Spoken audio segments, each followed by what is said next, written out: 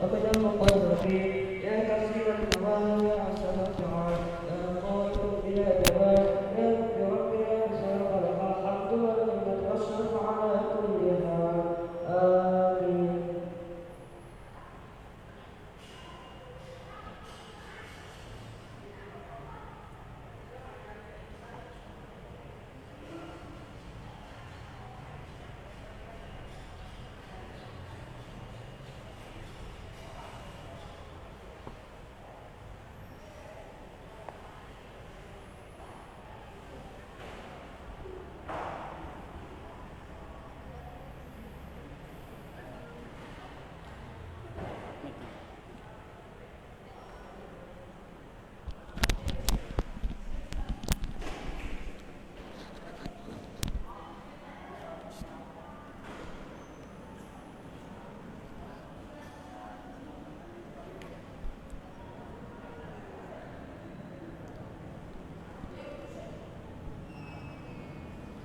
لا إله إلا الله لا إله إلا الله لا إله إلا الله محمد رسول الله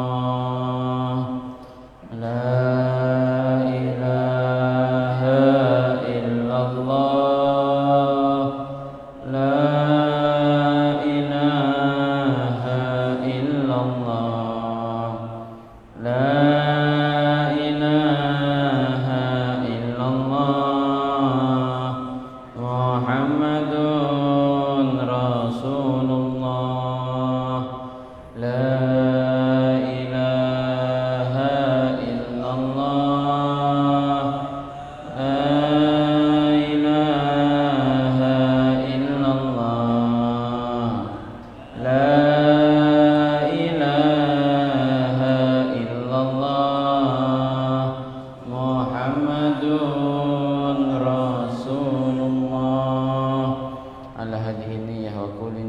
صالحة من خير الدنيا والآخرة. الفاتحة.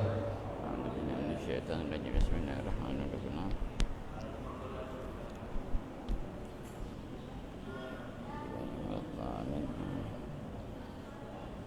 بسم الله الرحمن الرحيم. الحمد لله رب العالمين وبه نستعين على أمور الدنيا والدين.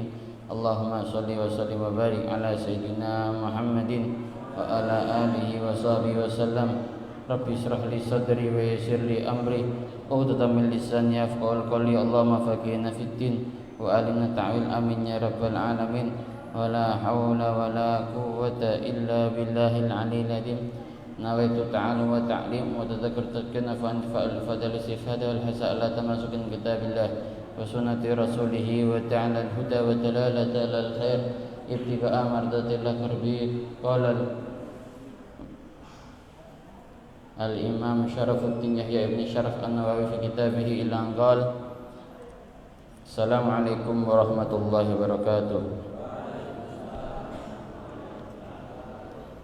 Bismillah walhamdulillah wassalatu wassalamu ala rasulillah sayyidina Muhammad bin Abdillah.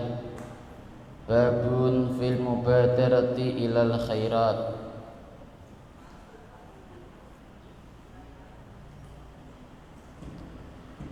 Bab menjelaskan tentang mubadarah, yaitu mensegerakan di dalam melakukan kebaikan-kebaikan. Qala Allah Ta'ala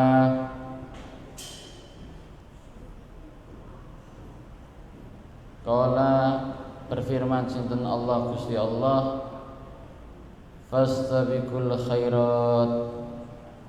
Al-ayah, fastabiqu maka berlomba-lomba sapa sira kabeh, fastabiqu maka padha berlomba-lomba sapa sira kabeh al khairat ing pira-pira kaapian, al khairat ing pira-pira kesayan. Wa qala ta'ala wa qala lan berfirman sinten Allah, Ta'ala maha luhur sinten Allah. Wasari'u ila maghfiratin min rabbikum wa jannatin arduhas samawati wal ardu 'iddat lil muttaqin. Wasari'u lan aki-aki sapa sira kabeh. Wasari'u lan aki-aki sapa sira kabeh ila maghfiratin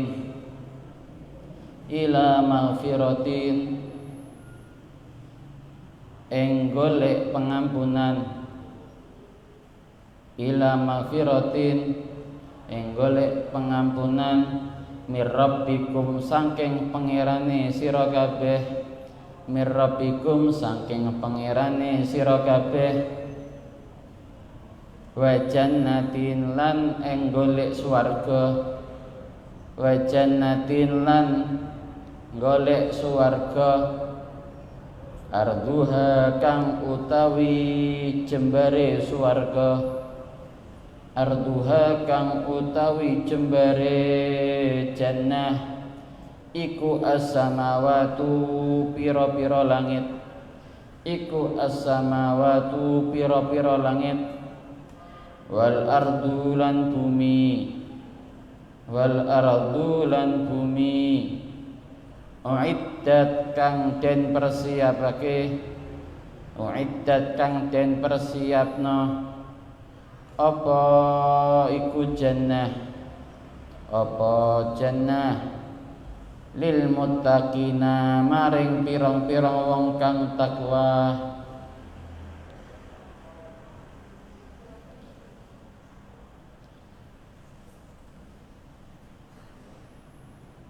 Fastabiqul khairat. Di sini Allah Subhanahu wa taala berfirman fastabiqul khairat. Hendaklah kita diperintahkan untuknya berlomba-lomba, yaitu saling bercepat, saling memperbanyak di dalam berbuat kebaikan. Bahkan dalam ayat lain Allah juga berfirman wasari'u ila maghfiratin, maka segeralah engkau minta ampunan kepada Allah Subhanahu wa taala dan juga mencari surganya Allah. Tandanya apa? Mencari ridhonya Allah Subhanahu wa taala. Yang mana dikatakan luasnya surga itu diibaratkan seperti langit-langit dan bumi. Ya, langit-langit dan bumi. Uiddat lil muttaqin, yang mana semua itu dipersiapkan untuk orang-orang yang bertakwa. Maka ayat ini bisa kita ambil kesimpulan termasuk tanda orang itu takwa. Yang pertama, mau menyadari atas kesalahannya. Seseorang itu dikatakan takwa ketika dia mau menyadari atas kesalahan yang dia miliki dan dia bertobat dari kesalahan tersebut, bahkan berazam keyakinan niat tidak akan mengulangi kesalahan tersebut. Ya, ciri-ciri orang takwa yang pertama dikatakan adalah orang yang dia mengakui kesalahan yang dia miliki. Setelah mengakui, dia meyakini tidak akan mengulangi kesalahan yang dia lakukan. Dan yang kedua, ciri-ciri orang yang bertakwa adalah orang yang mana mencari surga. Tandanya mencari ridhonya Allah Subhanahu wa taala. Dengan cara apa? Menjalankan apa yang Allah perintahkan, menjauhi apa yang Allah larang. Maka dikatakan surga itu maka diciptakan untuk orang-orang yang bertakwa, yang dia punya dua sifat tersebut. Ya, orang yang mau dia sadar kalau dirinya itu banyak dosa, dirinya sering melakukan kesalahan, dirinya sering menyakiti orang lain, dirinya itu intinya di dalam dirinya itu hanya ada kekurangan, ya, hanya ada kekurangan dan kesalahan. Dia meyakini itu semua dan juga dia berusaha. Maka kalau kita pahami di sini harus ada khauf dan roja. Manusia itu harus memiliki sifat khauf dan roja, itu harus seimbang, yaitu rasa takut yang pertama. Ya, rasa takut untuknya masuk ke dalam nerakanya Allah Subhanahu wa taala. Rasa takut untuknya tidak mendapatkan ampunan, tidak mendapatkan ridhonya Allah Subhanahu wa taala. Orang itu harus punya sifat itu, rasa takut. Yang kedua, harus punya sifat roja, rasa berharap. Berharap apa? Berharap untuknya masuk surganya Allah Subhanahu wa taala. Berharap untuknya mendapatkan rahmatnya Allah Subhanahu wa taala. Berharap mendapatkan ampunan dosa dari Allah Subhanahu wa taala. Ini sifat harus seimbang. Maka kalau ternyata sifat ini enggak seimbang, khaufnya tinggi, rojaknya enggak ada, maka orang tersebut enggak bakal beribadah. Percuma saya beribadah, dosa saya banyak, enggak bakal diampuni oleh Allah Subhanahu wa taala. Ya. Begitu juga kalau sifat rojaknya yang lebih tinggi juga bahaya. Sifat khaufnya rendah, sifat rojaknya yang tinggi. Maka ya cuma berharap. Saya yakin Gusti Allah niku nyepuro kawula. Walaupun sholatnya kula bolong-bolong, walaupun kula tidak pernah sholat, bahkan insya Allah kula muslim di sepuro kali Gusti Allah. Ini bahaya. Maka sifat rojak dan khauf itu harus seimbang. Maka kita lihat di zaman ini mana yang lebih tinggi. Nah, kalau di zaman sekarang kira-kira khauf yang lebih tinggi atau rojak yang lebih tinggi? Maka kalau zaman sekarang ini sifat rojak yang lebih tinggi. Maka akhirnya efeknya apa? Banyak orang yang gampang, ya, gampang, semua dimudahkan. Halah, seumur sakmene engko nek wis tuwa tak tobat. Nah, tandanya dia menggampangkan atas pemberian Allah Subhanahu wa taala. Maka kalau tandanya di zaman ini sifat rojak yang lebih tinggi, berarti kita harus menggembleng sifat khauf kita, harus kita tinggikan biar stabil antara sifat rojak ini dan sifat khauf. Kemudian fal awwalu an Abi Hurairah radhiyallahu anhu anna Rasulullah sallallahu alaihi wasallam qala dawuh sinten Kanjeng Rasul badiru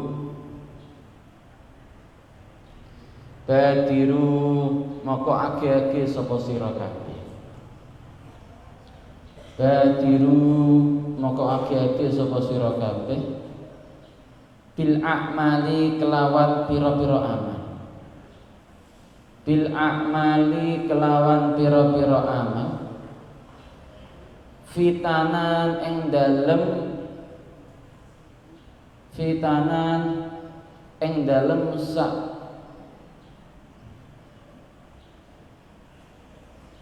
sak durunge wayah fitnah. Fitanan ing dalem sak durunge wonten fitnah. Ka kita ilaili koyok piro-piro bengi. Ka kita ilaili koyok piro-piro bengi. Al mudlimi kang peteng. Al mudlimi kang peteng. Yusbihu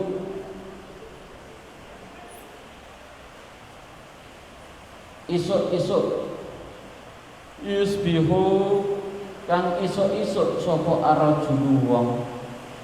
Yusbihu kang isuk-isuk sapa arrajulu wong mukminan hale mukmin.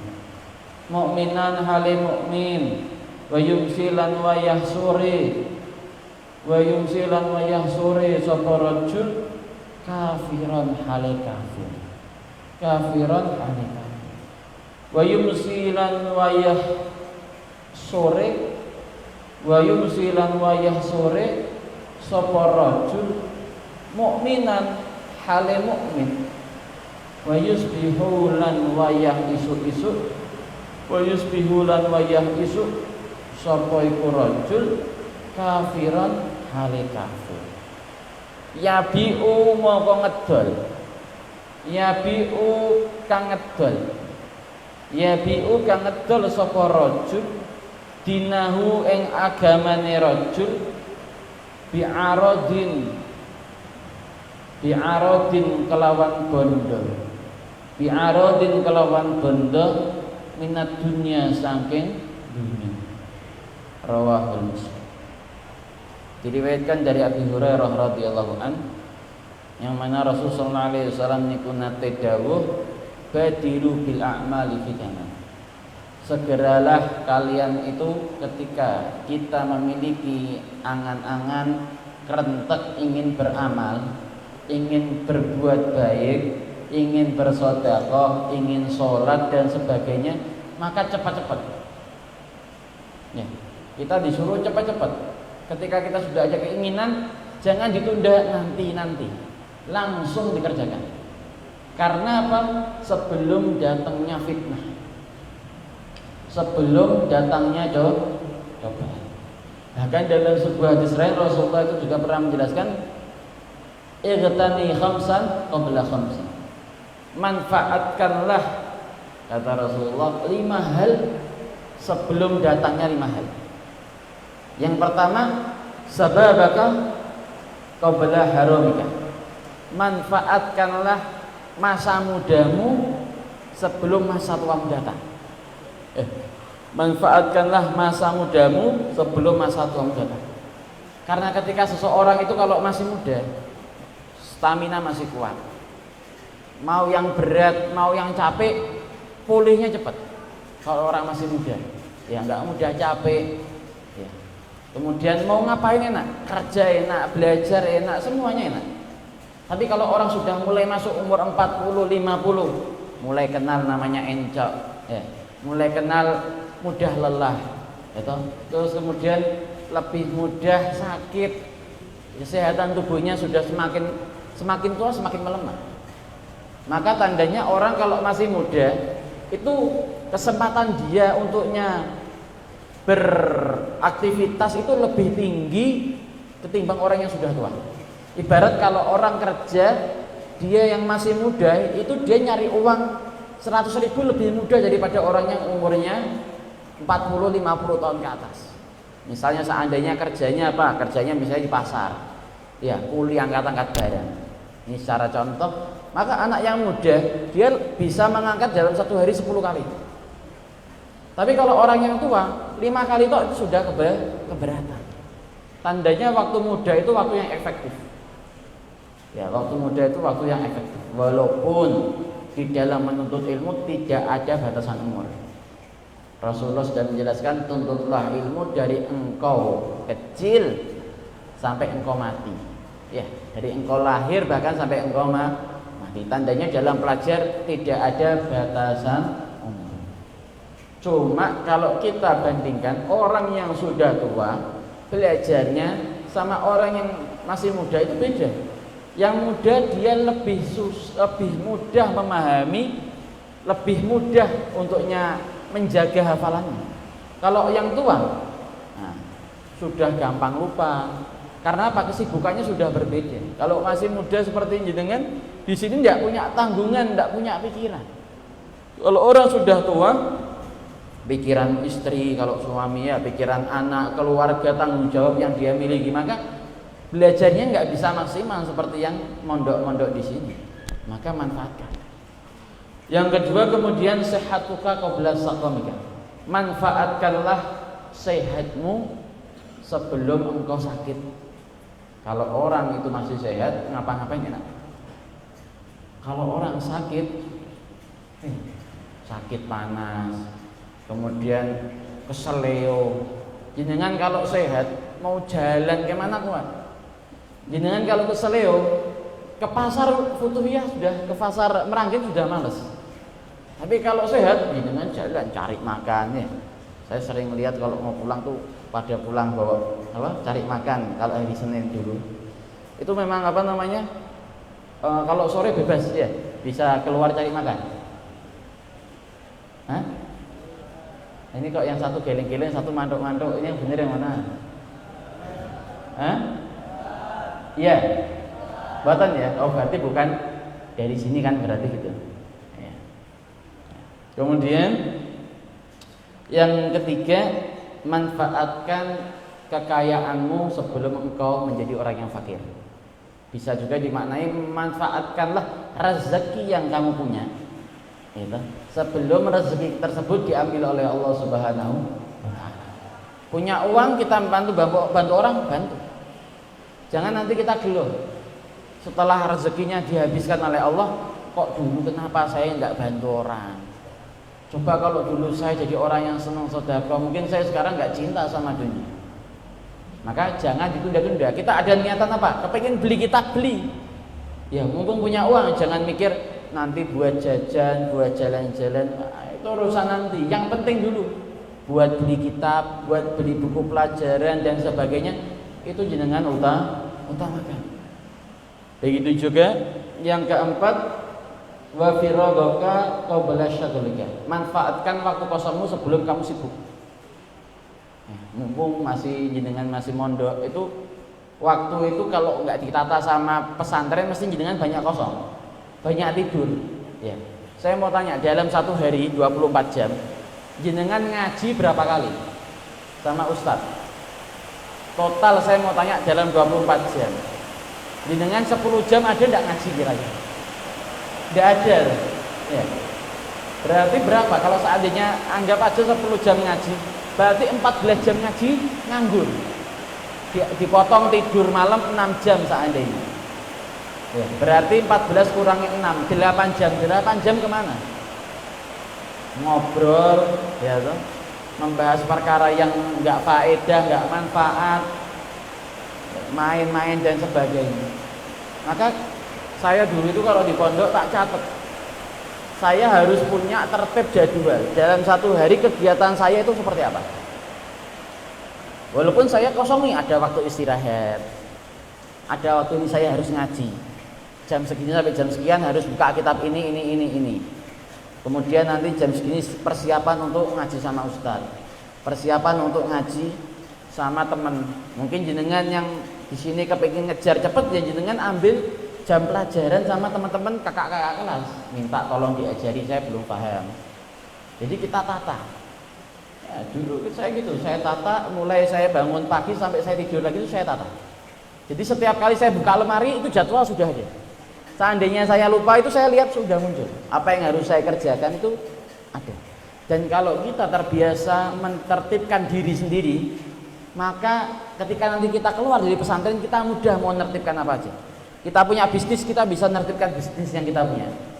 Kita punya anak, kita bisa nata anak kita biar jadi anak yang tertib. Kita bisa nata istri kita biar bisa jadi istri yang tertib. Itu bisa kita tata semua. Awali dari kita menata diri kita sendiri. Kapan? Di pondok. Kalau jenengan di pondok bisa mentertibkan waktu, ya toh, jenengan keluar enak juga. Memang godaannya banyak. Saya asik ngobrol ya, waktunya dilihat tuh, waktunya misalnya waktunya belajar sendiri kok dilihat kok masih ngobrol enak, saya setengah jam lagi. Itu godaannya di situ. Tapi kalau kita bisa mengambil sikap tegas, ya, dewasa, maka kita nggak akan kecewa. Malah yang ada, alhamdulillah kok saya ini orangnya tepat waktu. Nah, maka ditata, kita punya waktu di pondok itu dimanfaatkan. Kemudian yang terakhir, hayataka qabla mautika. Manfaatkan kehidupan yang Allah sudah berikan kepadamu sebelum kematian datang. Karena kehidupan tersebut itu ada batas waktunya. Ya, jenengan waktunya enggak ada yang tahu. Tidak semua orang mati itu umurnya 50 ke atas. Ya. Banyak juga ada orang yang dia di umur dini meninggal. Bahkan baru lahir seminggu meninggal. Jadi jangan pernah kita menyangka umur kita panjang. Jangankan besok loh, atau nanti malam itu belum pasti kita masih hidup. Tapi coba kalau kita biasakan memanfaatkan waktu. Kita meninggal ya dalam keadaan baca kitab. Kita meninggal dalam keadaan zikir. Kita meninggalkan dalam keadaan sholat. Wah, itu yang bangga. Semua pasti saya yakin ketika ada kejadian seperti itu, satu pondok Futuhiyah bangga. Pasti kuat, Masya Allah, teman saya si Fulan ketika meninggal lagi zikiran di masjid. Beda sama teman saya meninggalnya waktu lagi gocek, mau ditendang kok gelebak. Beda, kebanggaannya beda. Cuma saya tidak doakan jenengan semua meninggal panjang umur semua, insya Allah. Amin ya Rabbal. Ya, jadi manfaatkan jenengan punya umur, manfaatkan. Ya. Kemudian kakat ilaili al-mudlimi yusbihu rajul. Maka di sini Nabi menjelaskan manusia itu di zaman ini sebab dia menunda-nunda perkara, akhirnya dia menyia-nyiakan waktunya.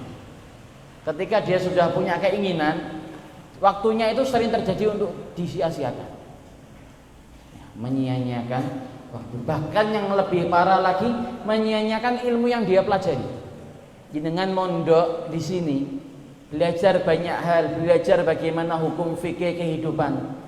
Tapi setelah pulang, hukum tersebut hanya menjadi permainan untuk jenengan. Hukum tersebut hanya menjadi lantaran agar jenengan dapat nikmat dunia, yaitu apa? Harta. Apalagi jabatan, apalagi pujian.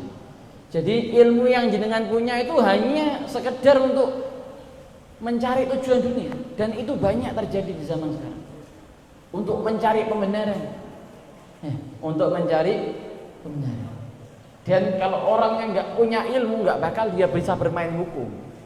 Orang yang bisa bermain di dalam hukum syariat untuk tujuan dunia, itu jelas orang-orang yang mondok seperti kita. Maka hati-hati, jenengan punya tanggungan besar.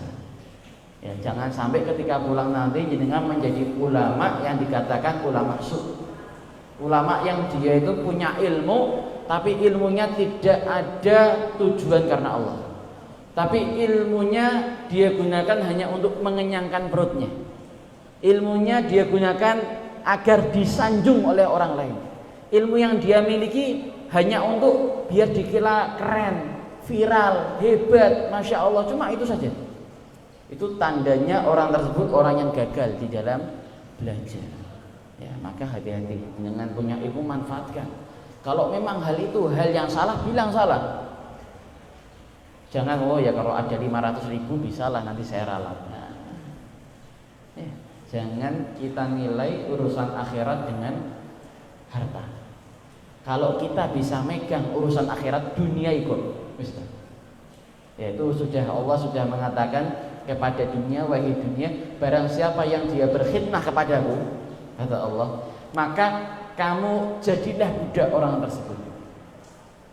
Begitu juga sebaliknya, barang siapa hambaku itu mengejarmu, ya kan, berkhidmah bukan karenaku, bukan karena Allah, maka jadikanlah dia budak. Jadi kalau orang itu soleh, maka dunia akan menjadi budaknya. Tapi kalau orang itu orang yang toleh, orang yang buruk, sepintar apapun dia punya ilmu, sehebat apapun kealimannya, tapi bukan karena Allah, maka dia akan diperbudak oleh dunia. Na'udzubillah min dzalik. Maka semoga kita semua diselamatkan oleh Allah Subhanahu wa ta'ala. Wa tsani an Abi Sarwa'ah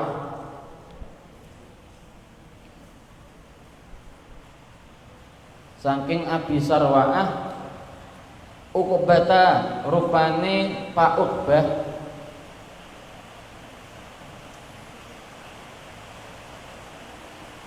Ibnil Haris putrane Pak Haris radhiyallahu anhu. Qol ngendika sinten Abu Sirwa'ah Sallaitu salat sapa ingsun.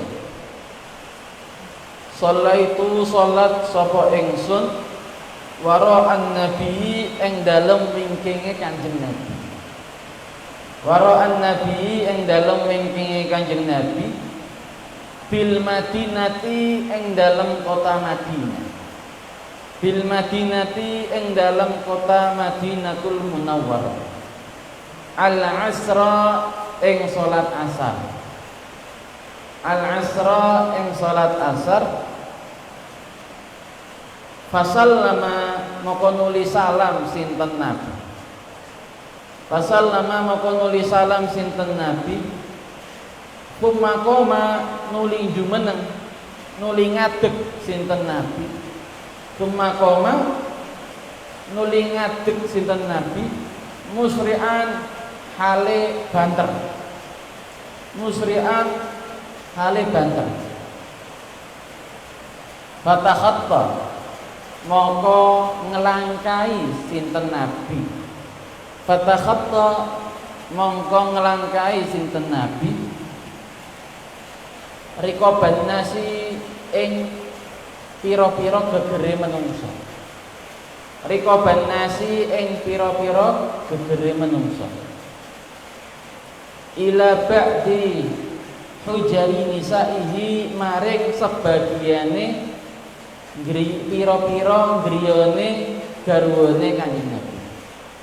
Ila ba'di hujri nisaihi maring sebagian pira-pira griyane garwanipun Kanjeng Nabi.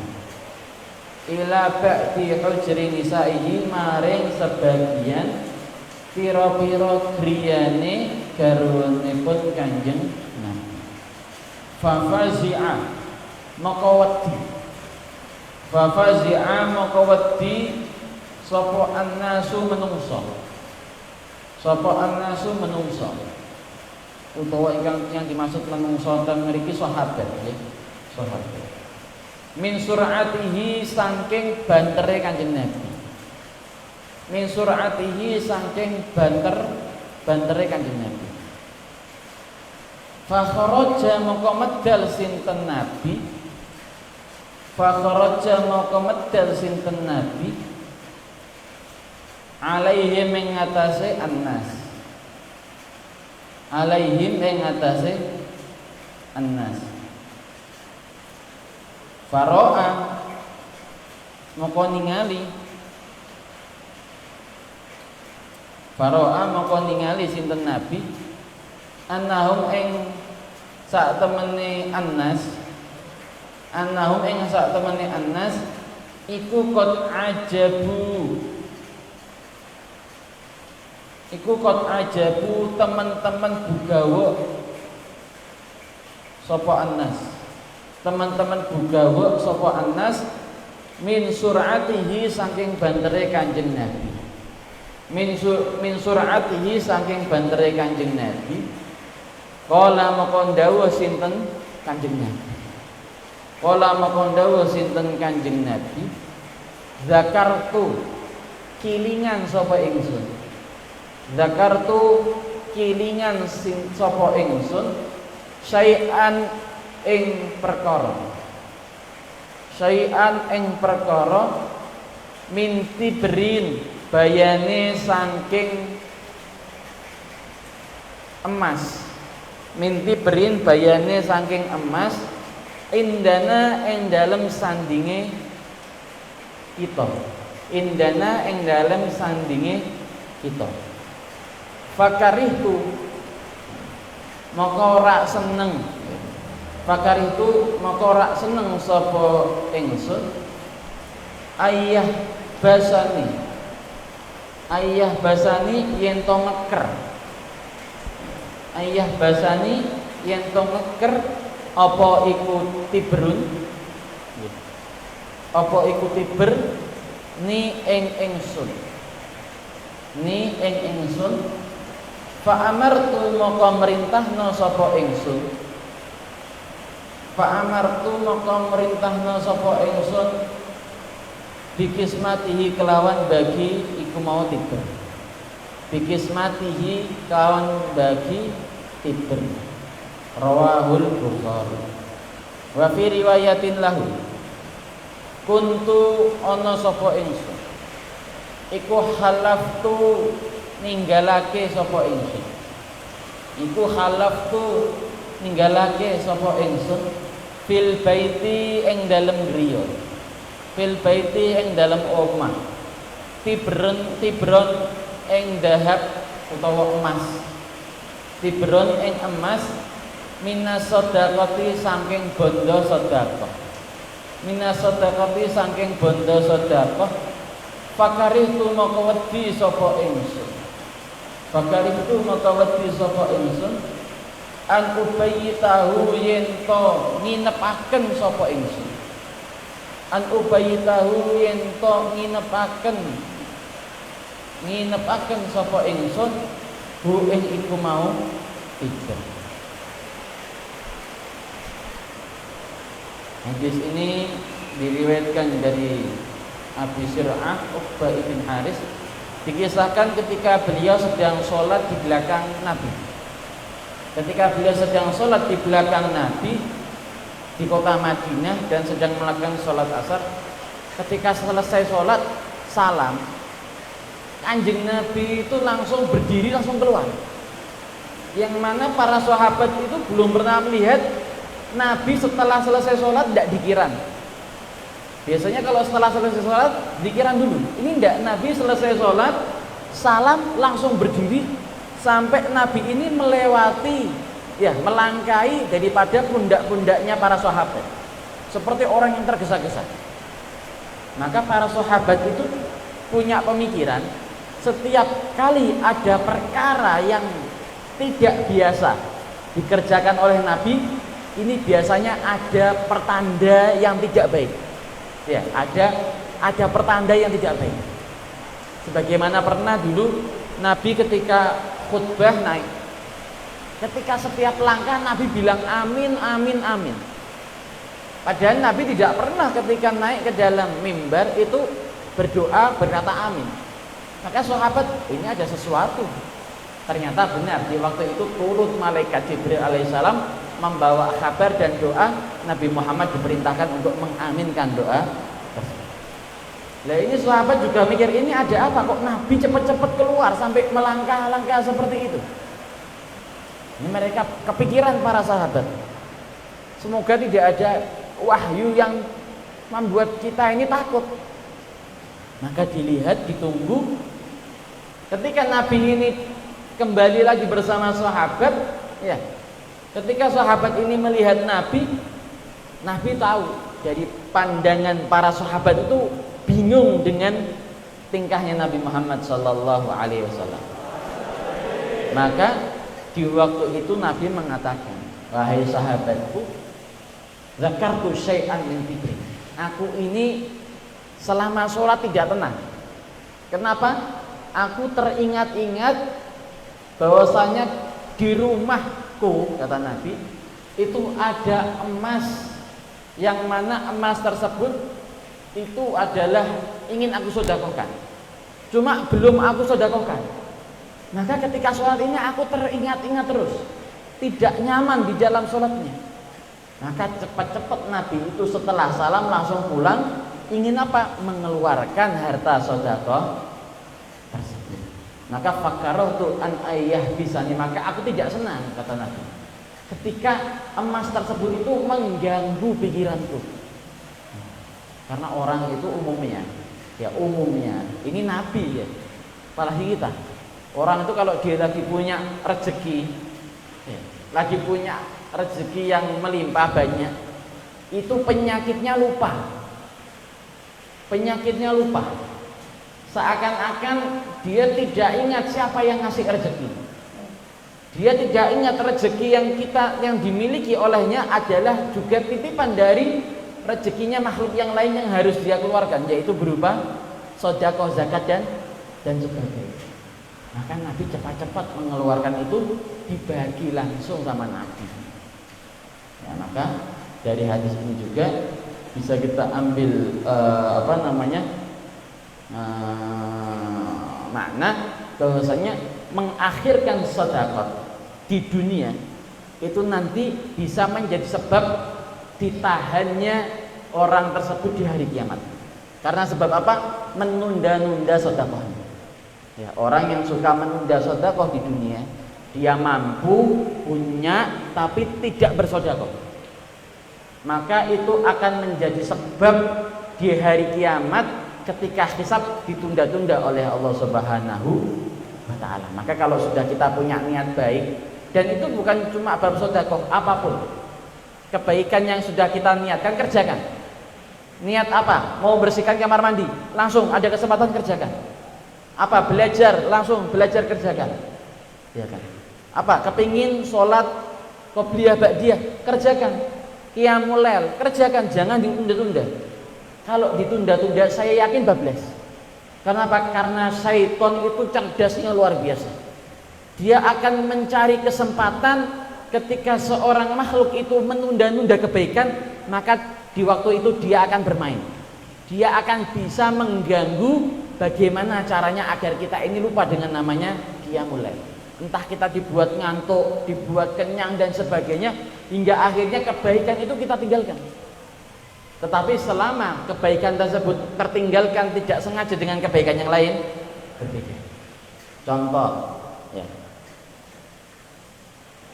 Waktunya sholat duha, ya. Tapi kita lagi asik ini baca kitab, nggak sengaja kok ternyata adzan zuhur. Lah ini tidak apa-apa, karena perkara yang dikerjakan perkara yang baik. Tapi kalau naudzubillah, ya, ngobrol sama teman, guyonan, gojek dan sebagainya, sampai akhirnya adzan zuhur, naudzubillah, perkara yang baik kalah dengan perkara yang mubah, bahkan bukan mubah ini. Berbicara dalam perkara yang tidak ada manfaatnya, maka perkara yang makruh. Perkara yang makruh bisa sampai ke haram, karena orang kalau berbicara dalam konteks yang tidak ada manfaatnya, nanti larinya mesti perkara yang Allah haramkan. Tidak ngerasani, ya kan? Membicarakan kejelekan orang, fitnah sana fitnah sini, naudzubillah. Jadi maka jenengan sebagai santri, mulut harus dijaga, hati dijaga, ya kan? Manfaatkan waktunya belajar, jenengan belajar. Jangan belajar kalau cuma di kelas. Belajar itu bukan cuma di masjid, di kamar kalau ada waktu kosongkan setengah jam, biasakan baca kitab, mengulang pelajaran dari pelajaran yang sudah ada. Biasakan murojaah. Saya mau tanya, biasanya kalau mau masuk kelas malam, sebelumnya dibaca dulu nggak kitabnya? Diulang lagi nggak pelajarannya? Yang akan dikerjakan, yang akan dipelajari, dibaca dulu tidak? Nah ini pertanyaan. Bagaimana kita ini mau punya paham, punya kepintaran, bisa memahami dengan mudah kalau kita sendiri malas murojaah. Kunci dari kepahaman itu murojaah kok. Jenengan ngaji sama saya, itu mungkin kepahaman yang akan nyantol mungkin 10% itu sudah bagus. Tapi dengan murojaah jenengan bisa dapat kepahaman sampai 50 bahkan 60%. Berkali-kali lipat. Maka dikatakan dalam kitab Ta'lim Muta'alim dikatakan bahwasanya murojaah itu 1000 kali lipat lebih baik daripada nambah satu pelajaran. Karena dengan murojaah apa yang kita pahami ini akan bertambah dan akhirnya kita paham apa yang dimasukkan oleh para orang soleh, para ulama, para kiai dan para habaib. Maka oleh karena itu yang dirahmati Allah, semoga kita pada sore hari ini apa yang kita pahami ini diberikan futuh dan hidayah oleh Allah Subhanahu wa taala. Amin ya rabbal alamin. Allah hadini ya kulli niyatin shalihatin khairan akhir al-Fatihah.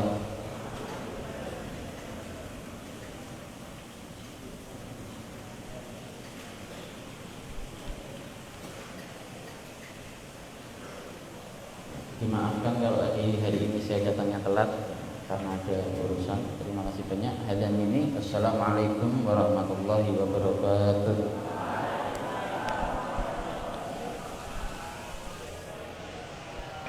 Bismillahirrahmanirrahim.